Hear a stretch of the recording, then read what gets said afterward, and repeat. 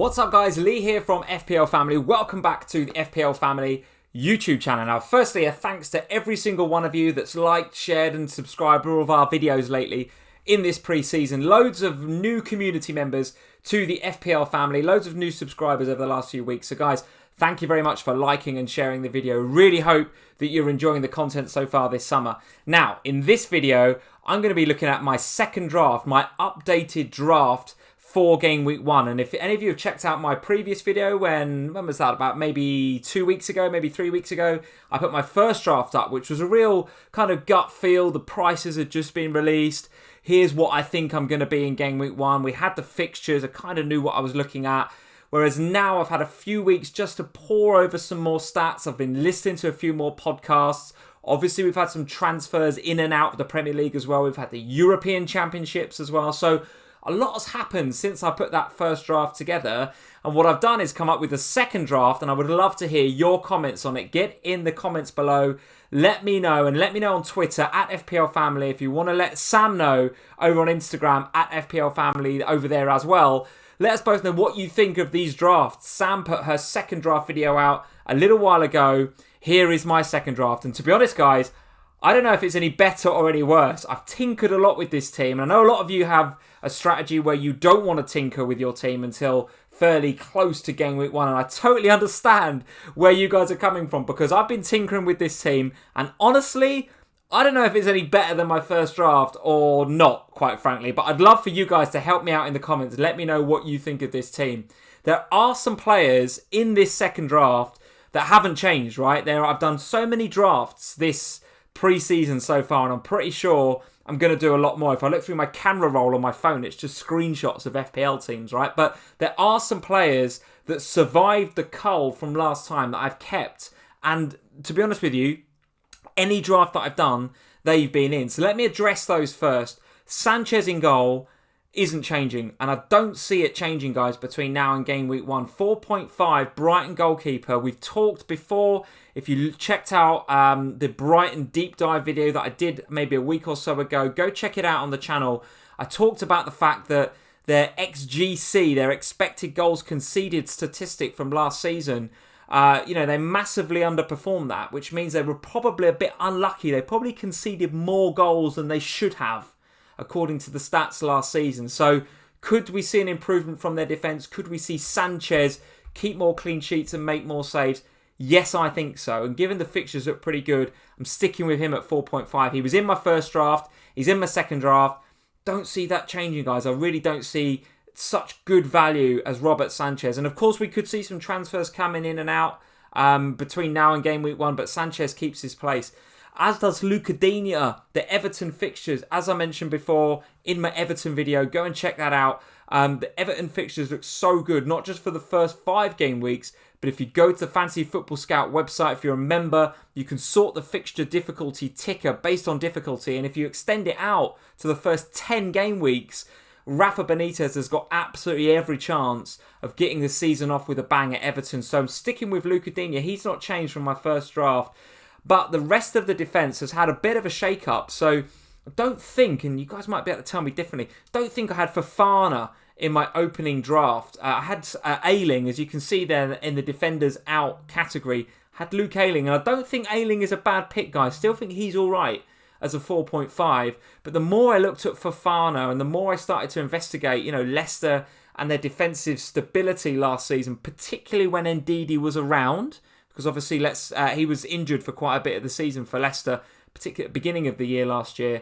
But with Ndidi fit and firing, and with Johnny Evans back in the mix, with a fully fit squad, I think Leicester are defensively better than their underlying statistics played out last season. So Fofana, I think, has got every chance of coming in and being great for Brendan Rodgers' side. And at 4.5, feels like a bit of a cheat code to have him in at 4.5 in that Fox's back line. So I've gone with him. Wolves home on the opening day looks pretty good, and the fixtures don't look too bad for Leicester. So I'm going to go with Fofana. And then I've gone with Robertson at the back there. Now, guys, this is because and I'll talk to you about the rest of my team, I really needed that 0.5. I really needed it to invest in Tony up front, and I wanted Cavani as well. More on them two later on. But am I making a mistake, guys? Do I need to put that 0.5 back into the defence to put Trent back in there. You can see I've put him in the defenders out column, but I am not comfortable with it, guys, at all. Robertson obviously had an okay Euro. Scotland kind of, would you say you underperformed in the Euros? I guess they did. So Robertson kind of went out quite early with Scotland. So we'll be reporting back to training within a reasonable time frame. But of course, Trent, with that injury that kept him out of the Euros, I think he's already back in the training camp for Liverpool. But he's undergoing sort of light training from that perspective. So he's already back with the group at their Austrian training camp. So is he going to be ready for the start of the season? I think he is. I think both of these guys are going to be available. And I've seen a lot of drafts with both guys. And if you want to look at both, got no problem with that at all. But right now in this second draft, I really needed that 0.5. So I did downgrade Trent to Robertson. Have I made a mistake? Let me know in the comments. I think I have. And then Shaw has got the boot as well. Now, the reason I've dropped Shaw in my defenders out and I've kept Digne and invested elsewhere, and I'll talk to you about the Wolves defence in a minute, is because Shaw obviously went pretty long in the Euros. Now, what does Ollie do? Does he bring him back into the team and start him in game week 1 against Leeds at home? Not sure he does. I've got a feeling that Ollie, if he takes the kind of approach that I think Klopp and other managers are going to take in terms of giving those players that went long in the Euros a bit of a rest and a bit of a break, then probably Shaw, I don't know, maybe doesn't start the first maybe 2 or 3 game weeks for Ollie. I'd be surprised if he goes bang straight into that Manchester United lineup. So from that perspective, Shaw is absolutely a player that I'm going to have in my team at some stage over the course of the season. I'm pretty convinced of that. And when the United fixtures look pretty good for clean sheets, I'm almost certain I'm going to have him in my team. But for game week 1, I don't know if I'm going to want Luke Shaw in there as potentially a threat of rotation, and maybe an Alex Telles or somebody comes in and starts the season because Shaw might be just getting up to match fitness. I don't know, guys. Let's see what Ollie says in some of the pre-season press conferences, what he says about Luke Shaw's fitness coming into the team. If it looks like Shaw's going to play, then maybe I rethink about taking him out. But right now, not sure I'm going to have him for game week 1. So there's my defence. Let me know. I think the Robertson and Trent move is a mistake. I honestly can't get my head around it. But let me know in the comments who you're going with from the Liverpool defence. In midfield, I've not changed Rafinha, Salah or Fernandez.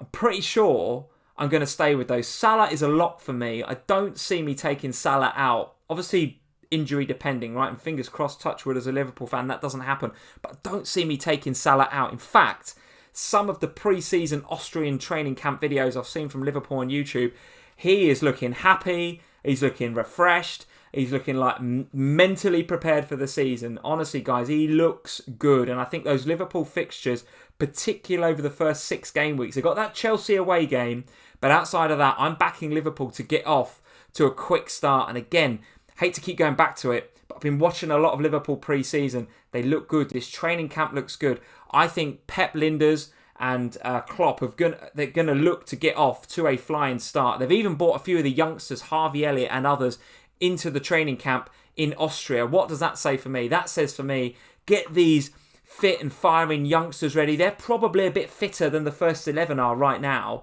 or some of the more senior players in that squad.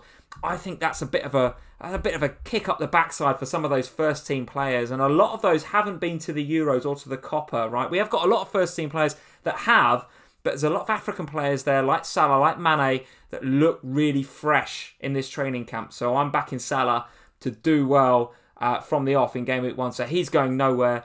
Nor is Bruno Fernandez. I know Bruno's had the Euros to contend with as well. So let's see.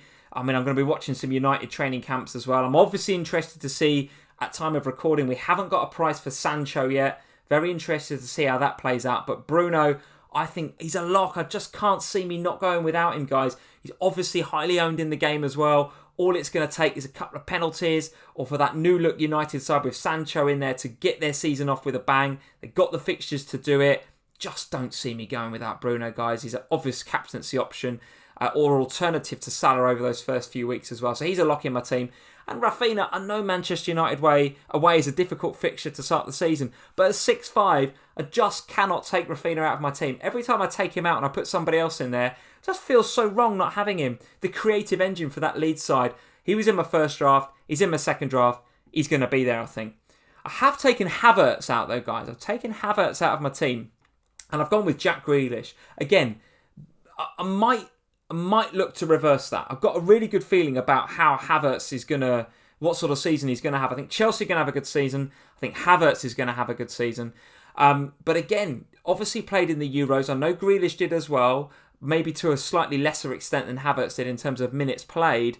So I'm really torn between these two. Again, it was the 0.5 that I wanted to invest up front. I'll again talk about that in a second, but just wanted to take that 0.5 out. Bit undecided between Havertz and Grealish in that price bracket, but I think it's important that going into game week 1, you cover that price bracket. A lot of rhetoric in the Twitter community right now about covering price brackets, and I do buy into that a little bit. I do want to have someone in that 8 to 9 bracket so that whoever it is that decides to go off on one at the beginning of the season, I can switch them quite easily because I'll own someone in that bracket. Now, if it's Grealish, and maybe he's at Villa, maybe he's at Manchester City, let's wait and see. At time of recording, he's at Aston Villa, absolutely. And in that new look Villa side with Buendia as well, I think he'll do really, really well, Grealish. So if he's the one that goes off on one at the beginning of the season, at least I've got him in my team. If he doesn't, and it's Havertz, it's an easy switch to make. So covering those price points, guys, early on in the season is a bit of a, I wouldn't say it's a defensive tactic, but it just gives you that agility and that flexibility as an FPL manager to get in on players that show form early season. So covering price points is a good tactic to employ as an FPL manager going into the season. So Jackie Grealish is in there.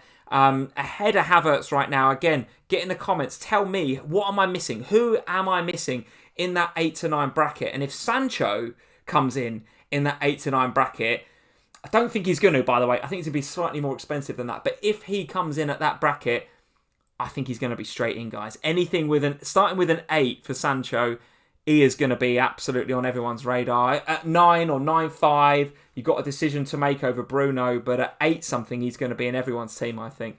But I do want to cover that United forward line, of course, with Fernandez. But then I started looking more and more at Cavani. And again, would love to hear from you United fans in the comments. Am I making a mistake with Cavani? All of that talent around him. He's got Sancho, he's got Bruno. He's obviously got Martial hanging around there, which could be a bit of a rotation risk for him. But without Rashford for the first couple of months, because I've seen that Rashford looks as if he's going to have that shoulder surgery. That's an easy thing to say. Shoulder surgery, which could mean that he misses quite a chunk, first couple of months potentially, of the Premier League season. So with that in mind, there's going to be even more emphasis on Cavani to fill the Rashford void and to be there as a source of goals for Manchester United. So again, I know you've got that rotation risk, but I would say Cavani is going to be the main man, at least for the beginning of the season for Manchester United. And if Ollie looks to be rotating him a lot, then maybe I switch him out, and I can at that price point. I can look elsewhere in that price point at maybe a Dominic Calvert-Lewin or somebody else who is the player that I took out for Cavani in this instance. But I think the no Rashford means that Cavani will take it even more upon himself to score goals. But again, this is not fixed, guys. I'm very open to hearing your thoughts on Dominic Calvert-Lewin, who I've taken out. But herein comes the crux of my second draft here. And one of the things that I said in my first draft was that I was really uncomfortable with not having enough cover in the bench. I kind of had Davies in there. I had Bissouma from a midfield perspective. And I wanted to cover 3 good strikers. I wanted to have Watkins. He stays, no doubt about it. I think he's going to be really good value for Aston Villa. Showed good promise in his first season last year. And if they can keep hold of Grealish as well, added Buendia into the mix, Watkins I'm definitely going to keep. I've talked about Cavani in for Calvert-Lewin already, but that freed up, as well as the Grealish to Havertz and the Trent to Robertson, that freed up a bit of money to upgrade Davies to Tony. Now, I really like what I'm hearing coming out of Brentford. I think Brentford are going to be well up for it this season. And that opening game against Arsenal, I think they're going to go in all guns blazing, if you'll excuse the pun, Gunners fans.